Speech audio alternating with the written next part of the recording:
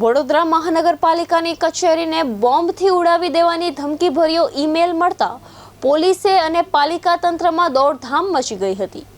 ઈમેલમાં બપોરે 3:11 વાગ્યે પાલિકા કચેરીમાં કાર બોમ્બ વિસ્ફોટ થવાનો ઉલ્લેખ કરવામાં આવ્યો હતો।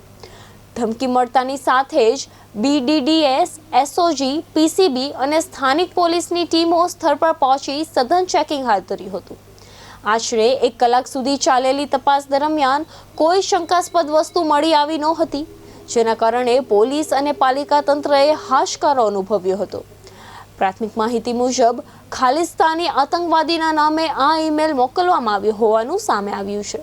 સમગ્ર મામલે હવે સાયબર ક્રાઇમ પોલીસ દ્વારા ઈમેલના સ્ત્રોત અને મોકલનારી ઓળખ મેળવવા તપાસ શરૂ કરવામાં આવી છે। BMC કચેરીની અંદર હાલ બોમ્બ થ્રેટની અફવા છે, જેની અંદર એક કાર દ્વારા 3 વાગ્યાની આસપાસ આ સમગ્ર BMC કચેરીને ઉડાડી દેવામાં આવશે એવું ધમકીભર્યો મેલ મળે છે।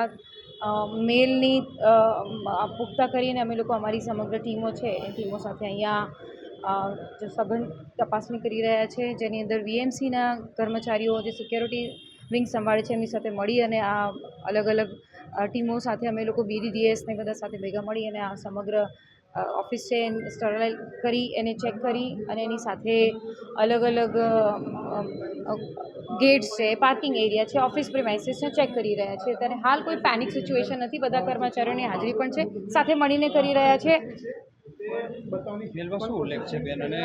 મેલમાં અત્યારે હાલ મેલ અમારી સાયબર સેલની એજન્સી આખી મેલ કઈ ક્યાંથી આવ્યો છે, કેટલા વાગે આવેલો છે, મેલની કન્ટેન્ટ શું છે એ બધું સાયબર સેલ તપાસ કરી રહ્યો છે। અત્યારે હાલ બેઝિક માહિતી આધારે 3 વાગ્યાની આસપાસ અહીંયા કાર દ્વારા સમગ્ર ઓફિસ ઉડાડી દેવામાં આવશે। એના આધારે અમે લોકો બધા ગેટ, નવી આવનાર ગાડીઓ, જૂની ગાડીઓ અને ઓફિસ પ્રિમાઇસીસ ચેક કરી રહ્યા છે। મેયરશ્રીના ઓફિસ અને કમિશનરશ્રીના ઓફિસમાં બોમ્બથી ઉડાડી દેવાનું એક થ્રેટ મળેલી હતી, એટલે અમે તરત જ પોલીસ કમિશનરને જાણ કરી છે।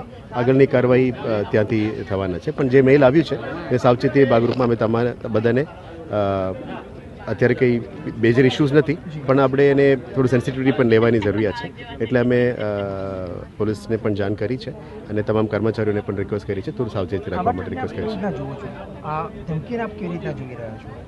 આઈ ડુ નોટ નો, એ વિષય તપાસની વિષય છે, કદાચ પોલીસ તપાસ કરીને આપણે જાણ કરશે, એના પછી હું જવાબ આપી શકું છું। Thank you.